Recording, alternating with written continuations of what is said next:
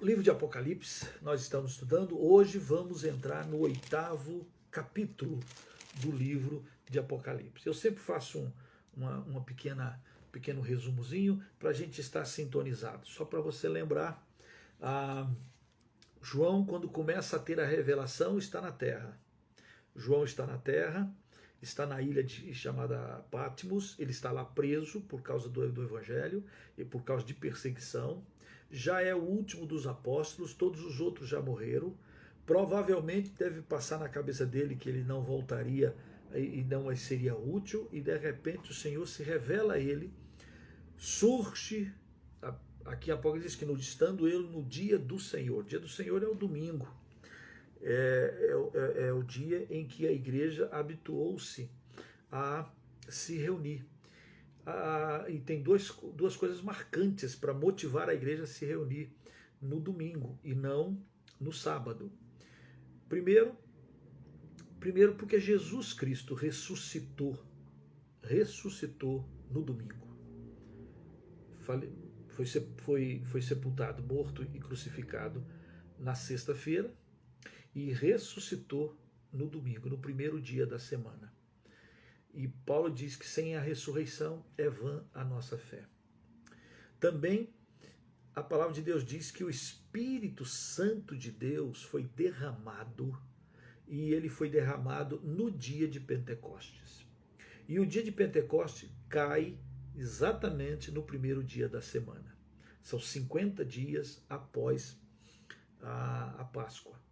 Então você conta 7 sábados, 49 mais um, o 50º dia. Então o dia de Pentecostes, cai no primeiro dia da semana. E no primeiro dia da semana o Espírito do Senhor é derramado. Não é? Jesus se apresenta para os discípulos após a ressurreição no primeiro dia, e a Bíblia diz que vai reaparecer novamente no outro domingo, no outro primeiro dia da semana. Eu tenho para mim que isso foi fundamental e o bastante para que a igreja criasse a tradição de se reunir para adorar e glorificar. O Espírito de Deus, o poder de Deus foi derramado. Então, estando João no dia do Senhor, ele ouve a voz tremenda, Deus o chama numa voz tremenda, e Jesus se apresenta para ele. Capítulo 1 é Jesus, o Cristo glorificado. É tão glorioso e tão tremendo que o apóstolo João, íntimo, que se reclinava, caiu, tremeu, faltou-lhe forças, e ele perde a vida. O medo paralisou. E Jesus diz: não temas, eu sou o primeiro, eu sou o último. Jesus se apresenta gloriosamente. Isso é importante saber, porque o Cristo glorificado, o Cristo luminoso, o Cristo brilhante, o seu rosto como o sol do meio-dia, chama seus olhos como chamas de fogo que penetra e que queima e que vê todas as coisas. Enfim, ele tem algo para João, e ele começa a dizer, escreve para 7 igrejas. No capítulo 2 e o capítulo 3 são momentos específicos para cada uma dessas 7 igrejas. E a gente já viu ali que o Cristo, ele passeia no meio dos candeeiros, no meio da igreja. Tem igrejas que são maravilhosas, abençoadas, isto é, espiritualmente sadias. E tem igrejas adoecidas, tem igrejas tão adoecidas que o Senhor Jesus diz que está a ponto de vomitá-las da boca. Está a ponto, não é?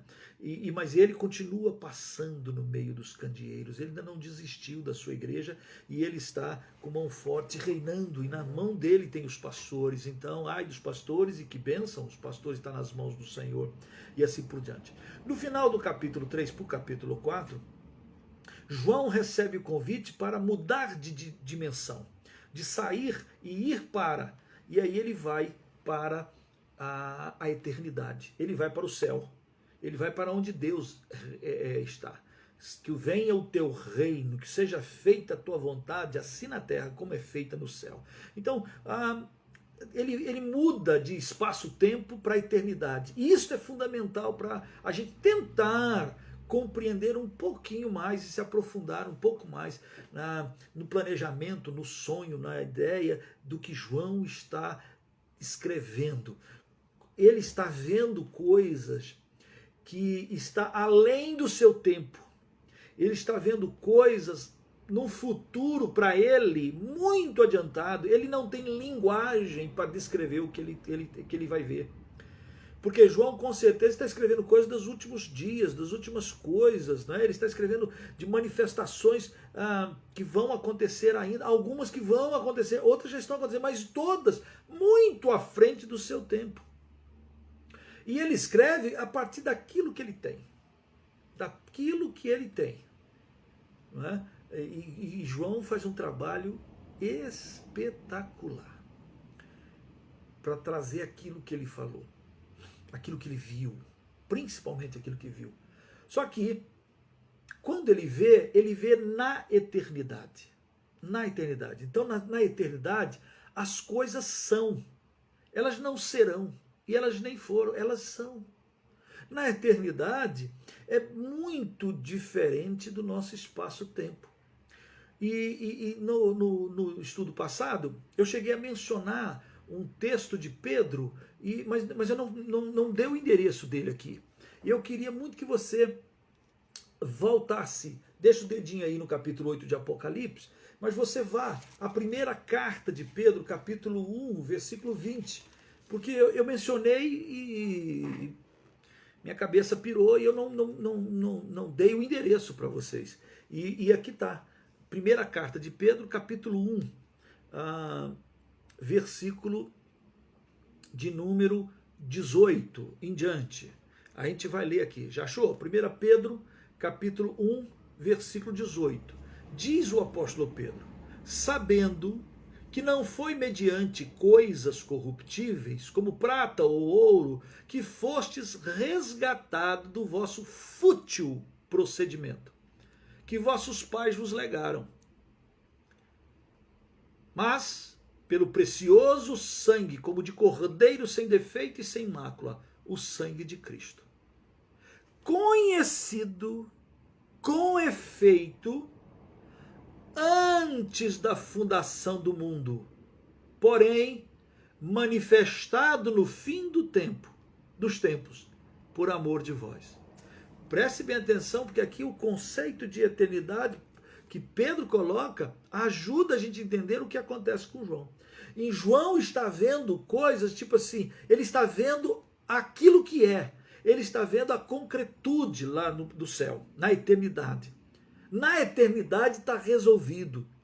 E na eternidade, eu que sou temporal, eu que tenho a cabeça temporal, tenho dificuldade de tentar achar os eventos numa certa ordem temporal. E aqui Pedro dá essa dica, porque Pedro diz assim, olha, quando foi que o sangue de Jesus Cristo foi derramado por nós? Quando foi que Jesus Cristo morreu? Quando foi que o sangue de Jesus, com efeito, era conhecido? Se você pensa com a mentalidade tempo e espaço, ele vai dizer, 2000 e poucos anos atrás, Jesus Cristo morreu, deu a sua vida e seu sangue foi derramado. Pedro vai dizer que isto foi manifestado no fim dos tempos. Paulo chama de plenitude dos tempos, vindo a plenitude dos tempos, isto é, vindo uma invasão da eternidade na temporalidade. Deus enviou seu filho, nascido de mulher, nascido sobre a lei, Gálatas fala sobre isso. E Pedro diz que o sangue de Jesus Cristo já era conhecido antes da fundação dos tempos, com efeito. Então, antes de o Senhor criar sol, lua, estrela, homem, jardim, antes de criar, antes de ser criador, ele é salvador. Ele não cria o homem, e aí o homem peca. E porque o homem peca, ele acha uma solução, e aí Deus dá um jeitinho, e inventa um plano, que nós chamamos de plano da salvação. Então fica parecendo que Deus criou, e eu já ouvi muitas dessas perguntas, pessoas chegam para mim e perguntam, olha, se Deus sabia que o homem ia pecar, por que Deus criou o homem e ele pecou, e ele permitiu pecasse? Querido, É porque quando Deus cria o homem, Deus mais uma vez ratifica o fato de que ele é todo poderoso. Ele pode criar um ser à sua imagem e semelhança, com liberdade para desobedecer, e mesmo desobedecendo, ele já tem solução. Ele já tem solução. Então, antes dele ser criador, ele é Deus Salvador. O sangue do Cordeiro já era conhecido antes da fundação do mundo. Antes da fundação do tempo, antes da fundação, antes. Cristo, na eternidade, já estava lá, conhecido. Mas se revelou e se manifestou temporalmente, a gente diz há 2000 anos atrás. Da mesma forma, o que João está vendo em Apocalipse, está vendo. Há de acontecer. Há de acontecer. São favas contadas. Quando vai acontecer? Aí, quando vai acontecer? Aqui. Porque lá já foi. Se é que eu posso usar essa expressão. Lá já foi. Não, lá já é. Entende?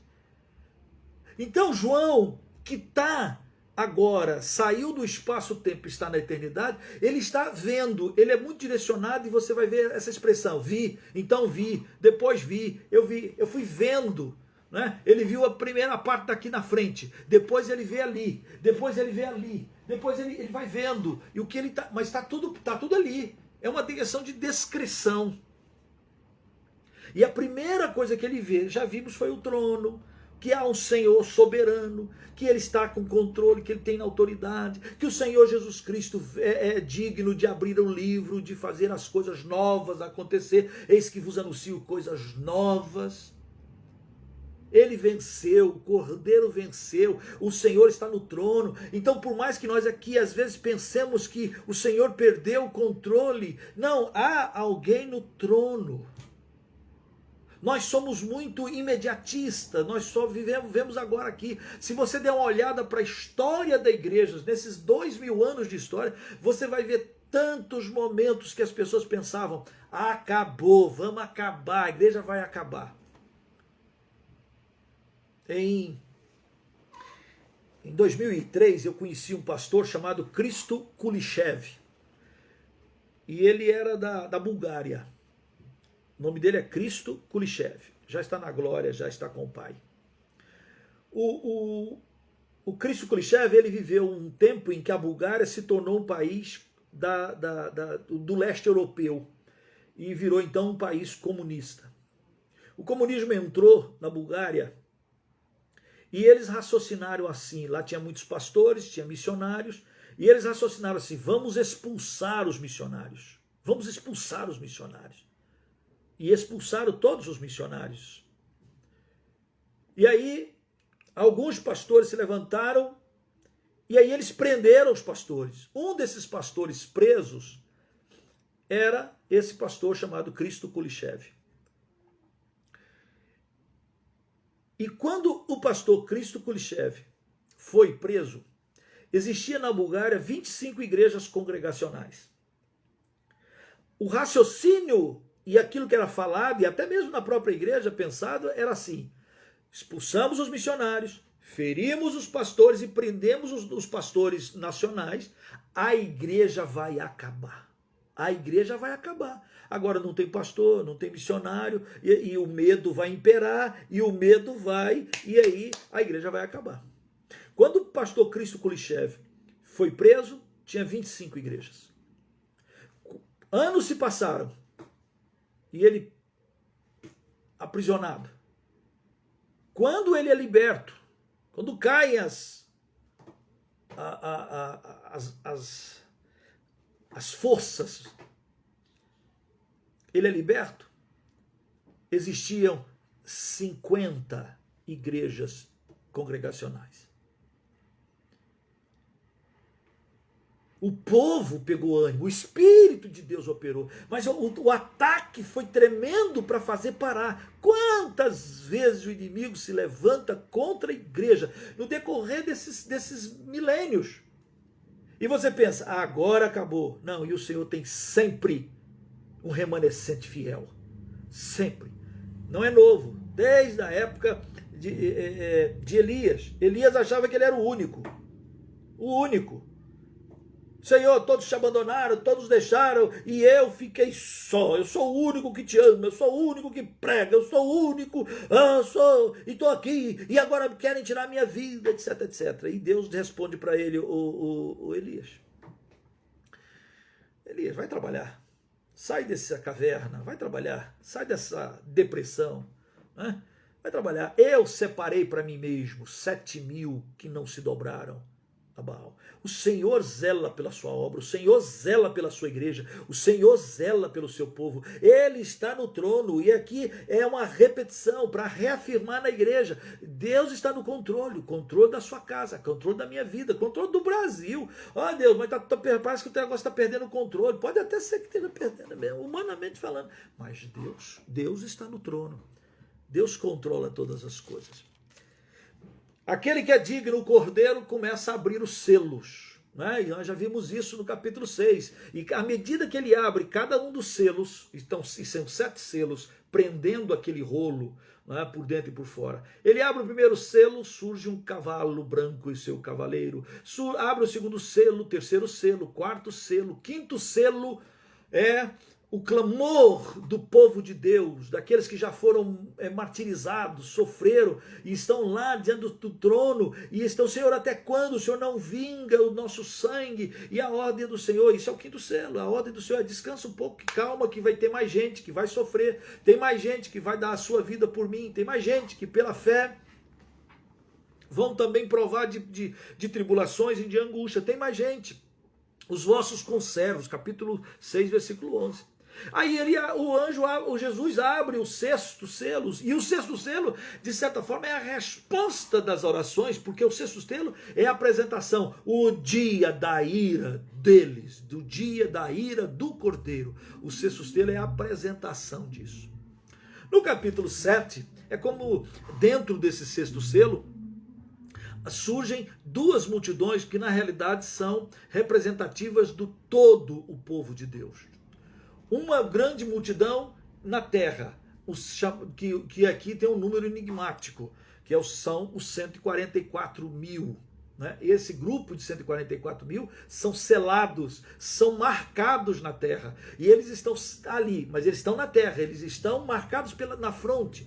Né? Aqui vai haver o contraposto. Quando a gente fala muito sobre a marca da besta, a marca, o 666, a marca do anticristo, não sei o que lá, e aí a igreja vai ser perseguida, ou então, para quem acha que a igreja não vai estar aqui, para os judeus, mas o certo é que vai ter crente aqui na terra, e vai passar por um momento de perseguição, mas, também o povo de Deus é marcado, também o povo de Deus é selado, também o povo de Deus é identificado. E este povo de Deus é poupado do dia da ira do Cordeiro. Do dia da ira do Cordeiro. E aí vimos as 2 multidões e a outra multidão que não podia se contar, vindo de todas as nações, povos, tribos e línguas, estavam diante do trono, cantavam, glorificavam o Senhor, não é? Eles estavam, como se diz, foram lavados do sangue do Cordeiro e estavam ali para glorificar e bendizer o nome do Senhor e Salvador Jesus Cristo.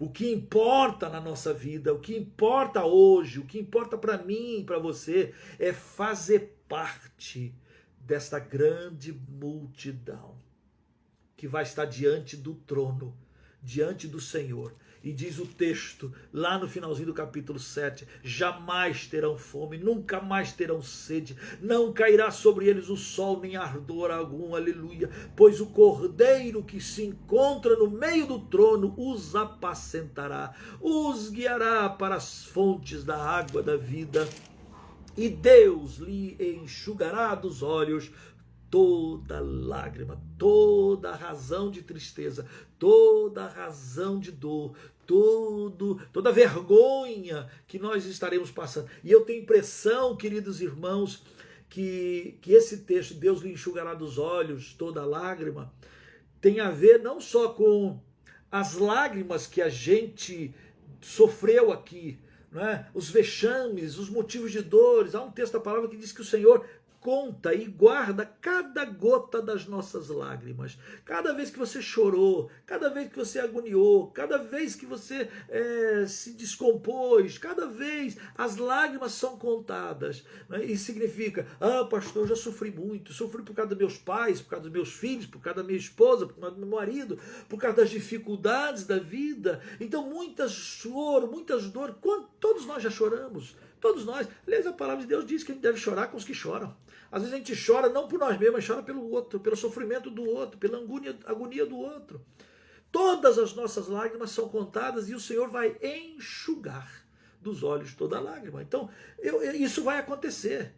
Né? Ele vai, em outras palavras, há consolo, a vida, a graça para aqueles que são selados para o dia do Senhor e são livres do dia da ira.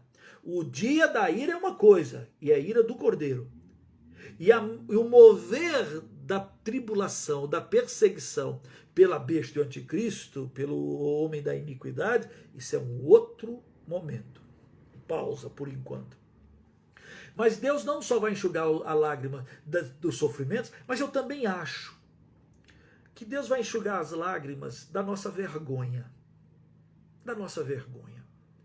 Você pode imaginar, você é crente, você é uma pessoa inteligente, você é uma pessoa que é grata ao Senhor, mas vamos ser sinceros. Vamos ser sinceros. A gente ama o Senhor assim, para valer. A gente obedece o Senhor para valer. A gente ama a vinda do Senhor, como ele diz que tem uma coroa da justiça para todos quantos amam a sua vinda. A gente quer mesmo que Jesus volte logo, porque o que ele tem para nós é melhor, muito melhor, incomparavelmente melhor. E a gente se envolve na obra do Senhor a esse ponto, a ponto da gente, eu diria, termos em nossas mãos algo de bom a apresentar ao Senhor, por gratidão. Ou as nossas obras são apenas palha, madeira e feno. Isto é, coisas que não duram o fogo não purifica aquilo, o fogo queima aquilo. Você sabe que haverá crentes que serão salvos como que pelo fogo, isto é, vão sair do outro lado chamuscados, sem nada. Glória, vão para o céu, mas não tem nada para apresentar diante de Deus. Nada. Tem aquele hino antigo que diz, fiz tudo isso por ti, que fazes tu por mim? Quando nós fazemos para o Senhor, de fato para o Senhor, quando nós não queremos a glória e a honra para nós, e nós transferimos para o Senhor toda a honra e toda a glória, porque a Bíblia diz que quando a gente faz aqui na terra alguma coisa boa, para receber voto ou para receber elogios, a gente já recebeu o galardão aqui na terra. No céu não tem nada. Se você serve a Jesus para aparecer para os outros e os outros viram, no céu não tem nada. No céu, tá certo? O galardão é só aqui. Já ganhou. Já ganhou. Perdeu lá. Agora, quando você faz servindo ao Senhor por amor, por gratidão, por dedicação, por reconhecimento, por estar amando o Senhor, e por amar ao Senhor, obedece o Senhor, e por amar ao Senhor, ama as pessoas, e por amar ao Senhor, proclama o Evangelho. Oh, que bênção! Aí você vai chegar lá diante do Senhor e vai apresentar o quê? Eu tenho a impressão que quando o Senhor Jesus vier e nós nos reunirmos com Ele, nós vamos chorar. Eu vou chorar. Eu vou chorar por aquilo que eu poderia ter feito e não fiz. Eu vou chorar por aquilo que eu não deveria ter feito e fiz. Eu vou chorar porque eu poderia ter feito mais e não fiz. Eu fiquei tão preocupado com as coisas desse mundo que muitas coisas do mundo me sufocaram. Já pensou, querido irmão? Você chegar diante do Senhor Jesus e Ele olha para você e diz, e aí fulano, você chegou né? Foste fiel no pouco. E aí a nossa consciência diz assim, eu fui fiel mesmo. E você vê toda a glória, você vê toda a bondade, você vê todo o amor de Deus, você fica deslumbrado, porque a gente vai dizer e vai reconhecer, é verdade mesmo. Quantas vezes nós somos assolados por dúvidas, por incertezas, inseguranças aqui na terra acerca das coisas celestiais. A palavra de Deus diz, nem olhos viram, nem ouvidos ouviram, nem jamais penetrou em coração humano o que Deus tem preparado para aqueles que o amam. Mas quantas vezes nós vemos homens e mulheres, nós mesmos, de Deus, trocando as coisas de Deus pelos prazeres desse mundo? Quando nos apresentamos diante do Senhor, eu acho que vamos chorar. Chorar. E o que me consola é que a graça do Senhor Jesus, ela vai continuar sendo abundante. E esse versículo último do capítulo 7 diz, finalzinho dele, e Deus lhes enxugará dos olhos toda lágrima. Deus está estabelecendo um novo tempo. As coisas velhas, de fato, passarão. E até as lágrimas também serão enxugadas. Está preparado para ouvir dele? Foste fiel no pouco, sobre o muito te colocarei. Entra na alegria, no gozo do teu Senhor. Para a gente entrar na alegria, no gozo, ele vai enxugar todas as lágrimas. Quais sejam os teus sofrimentos, angústias do inferno se apoderaram de mim, caí em tribulação, diz o salmista. Mas o Senhor vem e vai tirar para todo sempre, para todo sempre. Capítulo 8 é o 7º selo.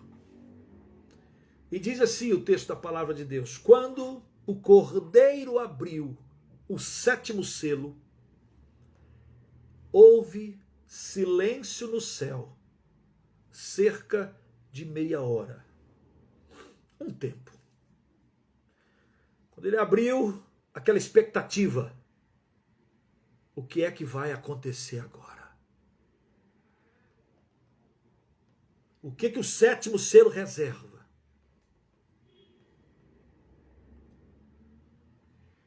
Silêncio. Expectativa. Então vi os 7 anjos que se acham em pé diante de Deus, e lhes foram dadas 7 trombetas. O 7º selo são 7 trombetas, tocada pelos anjos de Deus. É Deus exercendo o seu juízo. Preste bem atenção aqui. E aí, glória a Deus quando você diz, eu sou do Senhor Jesus Cristo, eu estou livre dos flagelos desse livro aqui, do dia da ira do Cordeiro. Veio outro anjo e ficou de pé junto ao altar com um incensário de ouro. Preste bem atenção, coisa espetacular o que ele vai falar agora. E foi-lhe dado muito incenso para oferecê-lo com as orações de todos os santos, sobre o altar de ouro que se acha diante do trono. Interessante esse versículo 3, João descrever isso, que ele vê o quê? Ele vê que as orações dos crentes, a oração dos santos, os que foram santificados, as orações sobem ao Senhor como um cheiro agradável. Essa é uma das figuras mais interessantes para a oração. Quando você ora, pensa assim, eu vou orar. E orar é o quê? Orar é perfumar o céu. Orar é fazer o céu.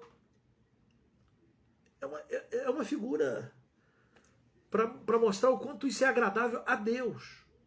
Quando você tem intimidade com o Senhor. Toda oração é ouvida. Nenhuma oração é desprezada. No capítulo de número 6, quando a gente vê lá o quinto selo, no capítulo 6 diz assim: e clamavam em grande voz: até quando, ó soberano Senhor, santo e verdadeiro, não julgas nem vingas o nosso sangue que habita na terra? Então cada um deles foi dado uma vestidura branca e disseram que repousasse ainda um pouco, até que se completasse. Quer dizer, aqui no capítulo 6 eles estão orando e não tem a resposta da oração. Eles estão pedindo para o Senhor vindicar. E eles ainda não têm a resposta. Aqui no capítulo 8, as orações estão como num incensário gigantesco, que chega, são oferecidas com esse incenso aromático, cheiroso, que sobe na mão do anjo, versículo 4, subiu à presença de Deus a fumaça do incenso. Subiu a fumaça do incenso com as orações dos santos. O incenso, desde o Antigo Testamento, sempre foi uma simbologia de oração. Na arca, ou melhor, no tabernáculo feito por Moisés, tinha a mesa do incensário, que devia ter sempre incenso. Qual é a simbologia? As orações, sempre diante do Senhor, perfumando o ambiente, subindo de uma forma agradável ao Senhor. Deus se agrada quando eu e você gastamos tempos na presença dele e colocamos diante dele as nossas angústias, nossas dores, mas também o nosso louvor, a nossa gratidão, os nossos pensamentos, os nossos projetos. Cabe ao homem fazer planos, a resposta certa vem do Senhor.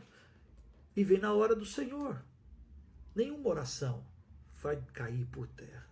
Pelo contrário, diz o texto, versículo 5, e o anjo tomou o incensário, que botou fogo para subir como fumaça aos céus, mas pegou o incensário, encheu de fogo do altar e o atirou sobre a terra. E houve trovões, vozes, relâmpagos e terremotos.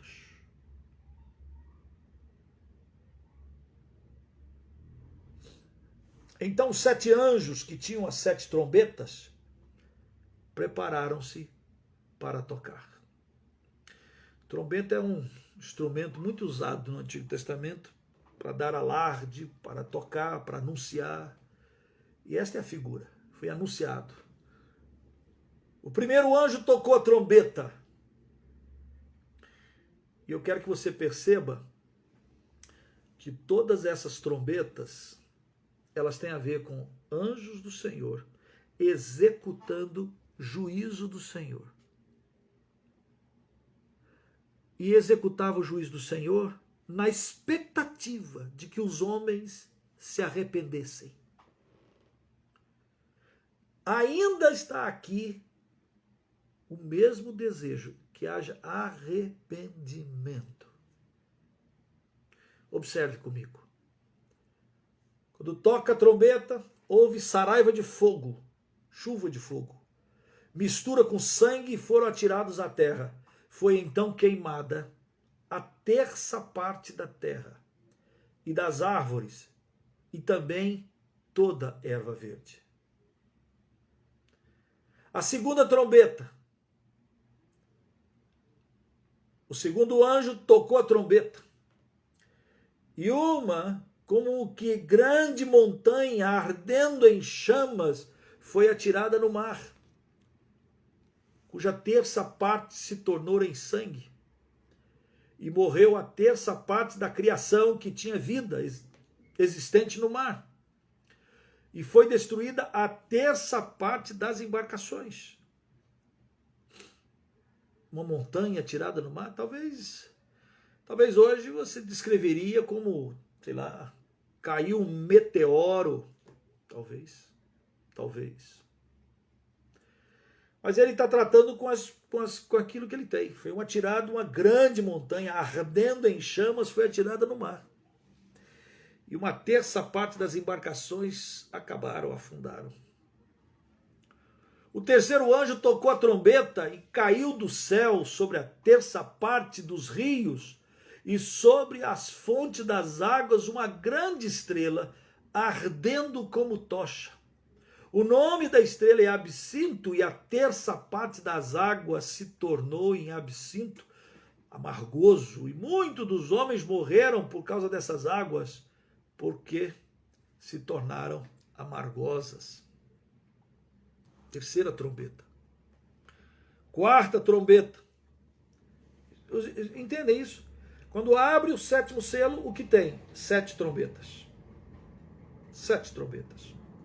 Cada trombeta faz parte, de certa forma, desse juízo de Deus sobre a terra. O quarto anjo tocou a trombeta e foi ferida a terça parte do sol, da lua, das estrelas, para que a terça parte deles escurecesse e da sua terça parte não brilhasse todo o dia, como também à noite. Então eu vi uma águia que, voando pelo meio do céu, dizia em grande voz: ai, ai, ai dos que moram na terra, por causa das restantes vozes da trombeta, dos 3 anjos que ainda têm de tocar. Tocou-se 4. E agora uma águia dizendo: ai, ai, ai, porque vem aí mais 3 trombetas. O quinto anjo tocou a trombeta e viu uma estrela caída do céu na terra, e foi-lhe dada a chave do poço do abismo. Ela abriu o poço do abismo e subiu fumaça do poço como fumaça de grande fornalha. E com a fumaceira saída do poço escureceu-se o sol e o ar. Também da fumaça saíram-lhe gafanhotos para a terra. Esses gafanhotos são muito interessantes, quer dizer, ele não tem como descrever o que saiu. Mas ele usa a ideia, as figuras. Ele usa gafanhotos, porque gafanhoto onde passa sai devorando tudo, né? Só que ele diz que foi-lhe dado poder como quem tem os escorpiões da terra, quer dizer, um gafanhoto com poder de escorpião. Foi-lhe dito que não causasse dano à erva da terra. Então não era um gafanhoto que come folha, nem qualquer coisa verde. É um gafanhoto, entendeu? Ele não tem linguagem moderna. Ele tem a linguagem dele. E quando ele olha para aquilo, ele fala assim: isso é um gafanhoto que não podia comer a erva da terra, nem qualquer coisa verde, nem árvore alguma. Preste bem atenção agora. O que esses seres vão fazer? Só vão causar dano tão somente aos homens que não têm o selo de Deus sobre a fronte. Entenderam? Esses seres vão causar dano e sofrimento a todos que não têm a marca do Cordeiro, a marca de Jesus, a marca de Deus. Porque aqui tem a ver com o Senhor executando juízo.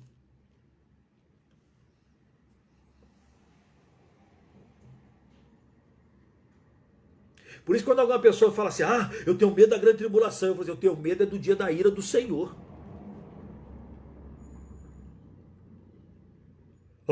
Uns crentes esquisitos falam: não, eu tenho medo da tribulação, a igreja não pode passar pela grande tribulação. Eu não vou passar não, porque olha, já pensou, olha o sofrimento, porque a besta, e não sei o que lá. Amada, presta atenção. A nossa leve e momentânea tribulação produz para nós eterno peso de glória. Toda tribulação, toda perseguição, todo sofrimento que o diabo poderia causar a você, perseguição, ataque, tudo quanto é coisa, para tirar de você a certeza, a vida, a alegria do Espírito de Deus, não se compara nem com os flagelos, nem com a eternidade de ausência da presença de Deus. Eu não posso ter mais medo de uma luta contra o diabo do que contra o dia da ira do Senhor.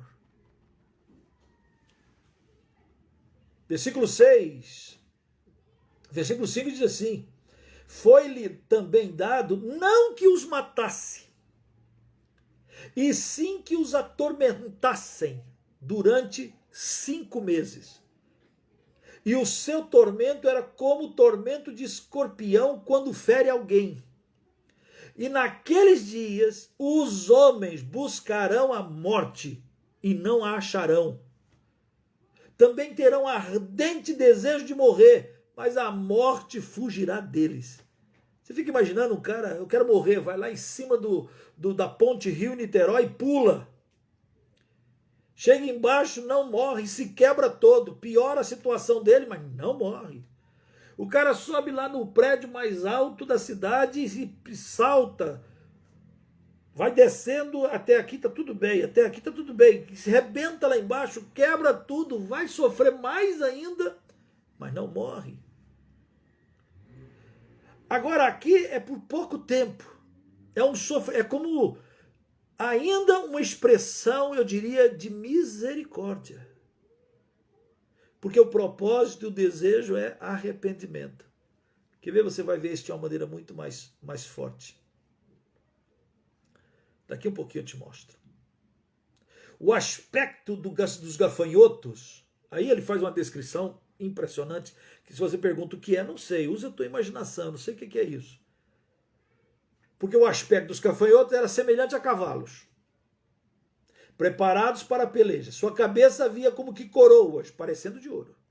E o seu rosto era rosto de homem, gafanhoto.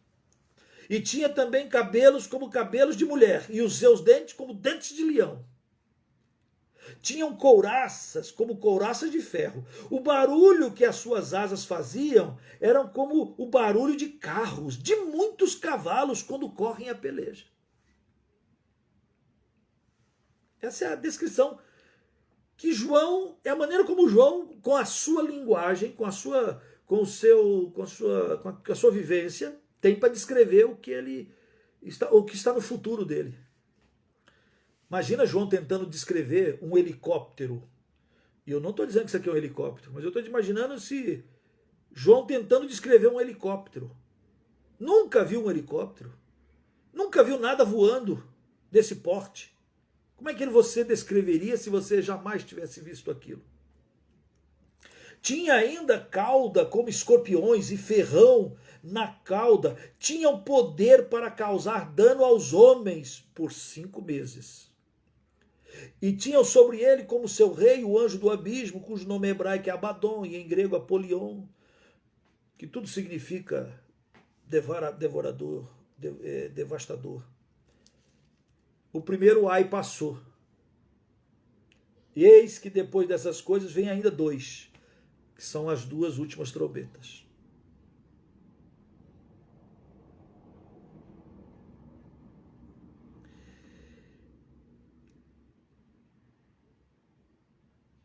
Olha, por favor, o versículo 20, só para que você perceba quando eu falo que ainda é ato de misericórdia de Deus. Porque a 6ª trombeta, quando toca, mais pauleira. Aí no versículo 20, os outros homens, aqueles que não foram mortos por esses flagelos, porque cada trombeta dessa tocada, a primeira, segunda, terceira, quarta, quinta, 6ª trombeta, são flagelos. É Deus dizendo, olha, eu estou soberano, eu estou vendo. Eu sei o que está acontecendo. Venha, volte, arrependa-se, volte, senão eu venho e arranco.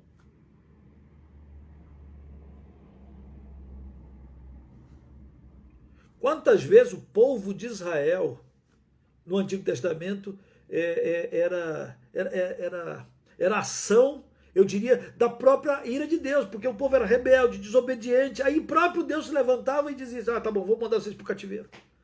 Ah, tá bom, vou levantar aquela nação que vai oprimir vocês. Você pega os livros de Juízes, e é isso, tem juiz bom, o povo caminha bem. Morre o juiz, o povo peca. Oh, o povo obstinado em desobedecer.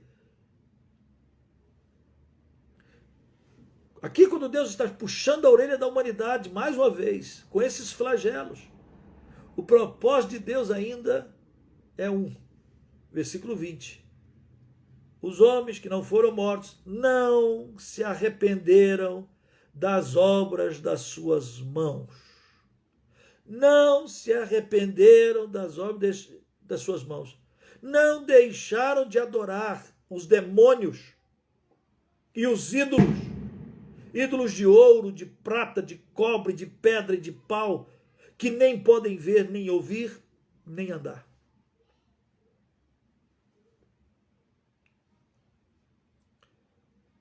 Deus botando uma mão pesada sobre a humanidade, mas ao mesmo tempo, como quem diz, saiam desta idolatria, deixe o seu mau caminho, volte para o Senhor.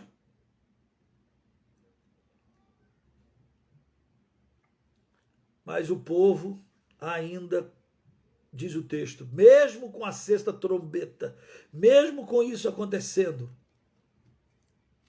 não se arrependeram.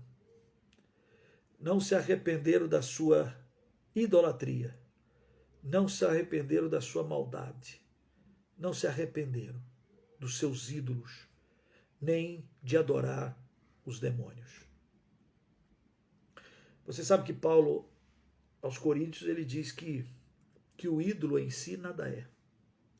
Aquela santinha, aquela imagem, aquela escultura, até umas obras de artes bonitas e tal. A arte em si, ou então aquela escultura em si, nada é, diz Paulo. Nada é. Mas o problema é o que, quando eu adoro um ídolo pensando que estou adorando a Deus, eu não estou adorando a Deus. Eu estou adorando, diz Paulo, aos demônios. O que tem por trás de uma estátua, de uma escultura adorada, o que tem por trás de um santinho, o que tem por trás de um budinha, o que tem por trás de qualquer ídolo que é dado a ele algum poder mágico ou espiritual ou religioso, quando eu dou a essa entidade ou a essa escultura algum poder, eles que não podem ver, eles que não podem ouvir, eles que não podem andar, então eles que não são nada, eu estou adorando e servindo a demônios. E Paulo disse lá na sua carta, eu não quero que vocês sejam participantes de nada disso. Aqui Deus está fazendo tudo isso contra toda idolatria. Não é à toa que se você... Deixa o dedinho aí. E você vai a Romanos, capítulo 1. Você vai a Romanos, capítulo 1. Lá diz, no capítulo 1 de Romanos... Estão achando? Vem comigo, não abri não. Dá tempo. Abra aí. Deixa o dedo em Apocalipse. Vem a Romanos, capítulo 8, versículo 18. Paulo está escrevendo lá e ele tem a ver com o que João está falando também, aquilo que João está vendo. Versículo 18 do capítulo 1 de Romanos diz: a ira de Deus se revela do céu contra toda impiedade e perversão dos homens, que detêm, seguram, impedem a verdade, trocam a verdade pela mentira, pela injustiça. Porquanto o que de Deus se pode conhecer é manifesto entre eles, versículo 19, porque Deus lhes manifestou. Porque os atributos invisíveis de Deus, assim como o seu eterno poder, como também sua própria divindade, claramente se reconhece desde o princípio do mundo, sendo percebida por meio das coisas que foram criadas. Tais homens são, por isso, indesculpáveis, porque tendo conhecimento de Deus, não o glorificaram como Deus, nem lhe deram graças, antes se tornaram nulos nos seus próprios entendimentos, raciocínios, obscurecendo-se-lhes o coração insensato, inculcando-se por sábios, tornaram-se loucos e mudaram a glória de Deus incorruptível à semelhança da imagem de homem corruptível, bem como de aves, quadrúpedes e répteis. Por isso Deus entregou tais homens à imundícia pela concupiscência do seu próprio coração, para desonrarem o seu corpo entre si, pois eles mudaram a verdade de Deus em mentira, adorando e servindo a criatura em lugar do Criador, o qual é bendito eternamente. Amém. Versículo 25. A ira de Deus se revela do céu. O que é que nós temos aqui em Apocalipse capítulo 20? A ira de Deus se revelando do céu, através desses flagelos todos. Qual o intuito também? Pare um pouco, volte, arrependa-se. Eu não posso largar meu santinho, minha santinha, não posso largar. Não pode não, meu filho. Então você largou de Deus. Você prefere mais o demônio do que as coisas de Deus.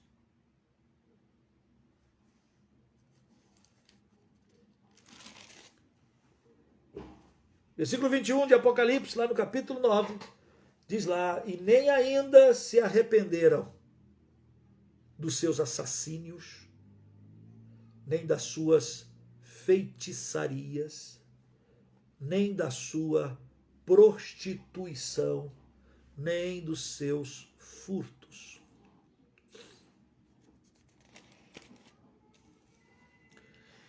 Não dá para você ser filho de Deus e ser crente se você gosta de roubar. Porque os ladrões não herdam o reino dos céus, a não ser se o ladrão reconhece que é ladrão e se arrepende e para de roubar.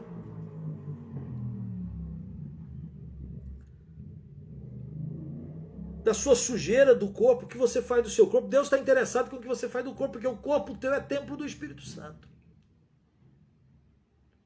Ou deveria ser o templo do Espírito Santo. Como é que eu posso pegar o templo do Espírito Santo e me unir a uma prostituta ou um prostituto?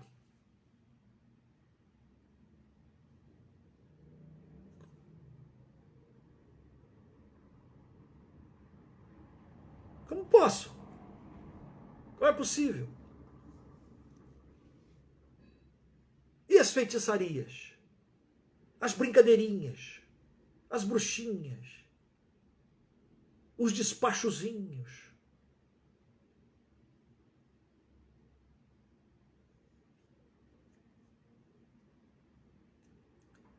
Se Deus não gosta disso, quando as pessoas o fazem, buscam em quem e para quem? A ira de Deus se revela contra toda idolatria. Gente que mata o outro, a vida do próximo está tão curta, né? Tão pequenininha, com facilidade a gente está matando. Qualquer besteira.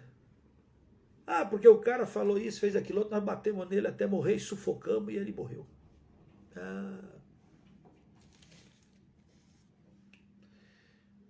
Deus está olhando isso. Então, queridos, no capítulo 8 e no capítulo 9 que a gente caminhou hoje, as 6 trombetas que nós vimos até agora, as 6 trombetas são flagelos de Deus, manifestados pelo Senhor, demonstrando a ira do Cordeiro contra toda perversão e toda impunidade, com limitação de força, porque o propósito era que ele se arrependesse, mas nem assim consegue se arrepender das suas mazelas. Eu quero Jesus, mas gosta de idolatria. Eu quero Jesus, mas gosto das suas feitiçarias, das suas bruxariazinhas. Eu gosto de Jesus, mas odeia seu irmão, odeia as pessoas, é assassino. Que é isso? Eu amo a Jesus, mas sabe o que é? Meu corpo, eu que sou dono do meu corpo, eu posso... alô? Ele é o Senhor e Ele quer de nós. E Ele sabe o que é melhor para nós. Não é? Você pode não querer. A pessoa pode não querer o Senhor. Mas João está descrevendo àqueles que querem ser marcados pelo Cordeiro, selados pelo Cordeiro, e aqueles que não querem. E porque não querem a marca de Cristo, obviamente, naturalmente, recebem a marca, que a gente chama aqui na palavra de a marca da besta.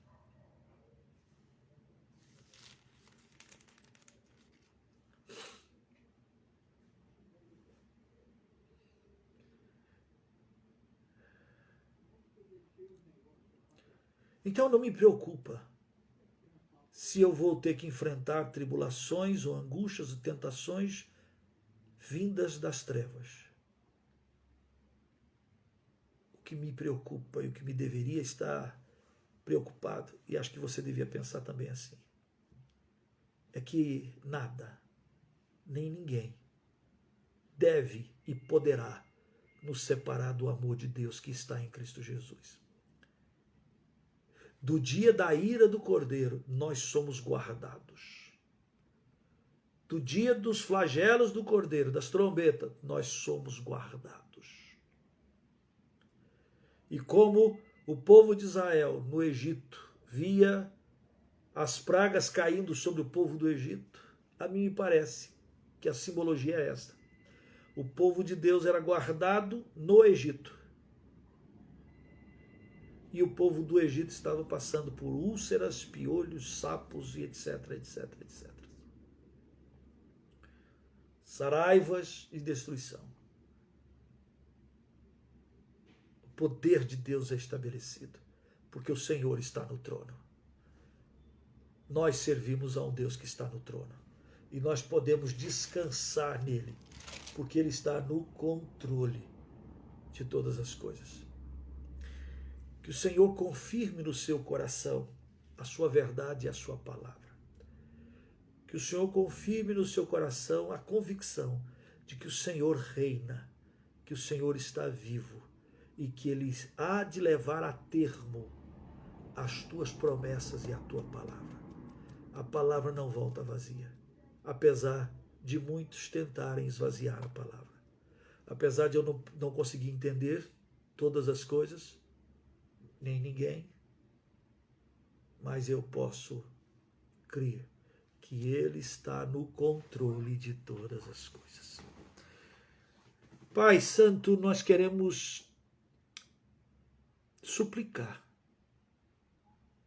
que o Teu Espírito venha sobre nós, nos convencendo do pecado, da justiça e do juízo, nos convencendo cada vez mais de que o Senhor está no trono e que nós somos salvos por Tua graça.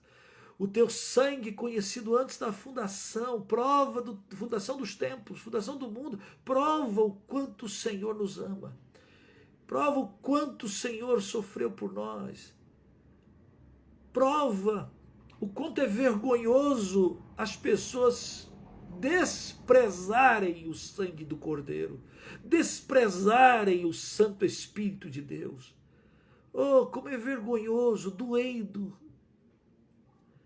Oh, Pai, nós pedimos mais tempo para poder pregar e arrancar pessoas lá do império das trevas, que haja outros que possam se arrepender. Oh, Pai, levanta uma igreja, crentes que vendo esse sofrimento e o castigo que virá, proclame o Teu Evangelho, para que quando chegar o grande dia, a gente possa chegar diante do Senhor e dizer, Senhor, aqui está. Possamos dizer como o apóstolo Paulo, completei a carreira, tudo que o Senhor mandou fazer, fizemos. Oh, Pai, que nós possamos, como o apóstolo Paulo, poder dizer isso. Completei a carreira, a coroa da justiça me está guardada, mas não só para mim, mas para todos quanto amam a sua vinda. Maranata, vem, Senhor Jesus.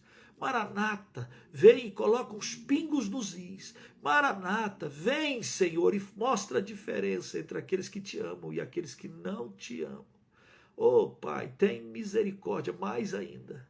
E a gente vê na Tua palavra o quanto o Senhor é misericordioso. Levanta-nos, usa o Teu povo, usa a Tua igreja, aviva a Tua obra e no decorrer dos anos faze-a conhecida. Cumpra a Tua promessa em nós. Assim clamamos e Te adoramos. Dá-nos uma noite de paz, certo de que somos selados pelo Senhor. Guarda o teu povo, guarda, Senhor. E se alguém ainda tem dúvida que pertence a Ti, que ainda não entregou a sua vida a Jesus, oh Pai, visita agora com o poder do Teu Espírito. Visita, Senhor, e convença do pecado, da justiça e do juízo. E acabamos de ler uma parte dos juízos do Senhor. Assim estenda a Tua mão sobre nós e restaura, perdoa, restaura para a glória do Teu santo nome, em nome de Jesus. Amém. Amém. Amém. Oh, querido irmão, que bom que você esteve conosco até agora. Que você tenha uma semana abençoadora, na certeza de que nós fazemos parte desse povo especial do Senhor. Que Deus te abençoe, que a gente possa caminhar juntos. Ore por nós. Ore aqui pela Missão Projeto Zero. Ore pelo impacto missionário que vamos ter lá em Foz do Iguaçu em janeiro. Ore para que Deus coloque a sua mão sobre essa Covid e que também coloque sobre o seu povo, para que o seu povo tenha força e coragem de pregar o Evangelho, mesmo no meio das pragas e das tribulações. Assim nós pedimos a sua oração. Que a paz do Senhor Jesus seja com cada um de vocês. Se você tem algum pedido de oração, alguma coisa, é só escrever que depois a gente responde aqui mesmo. Tá bem? Vai ficar aqui no Facebook, você pode divulgar e eu peço para que você coloque aí nas suas redes, compartilhando a mensagem. Se você acha que tem pessoas que precisam ouvir, deixa, espalha, para que o Evangelho vá sendo anunciado. Deus te abençoe. Até quarta-feira que vem, nesse mesmo horário, em nome de Jesus. Beijo no coração. Deus o abençoe.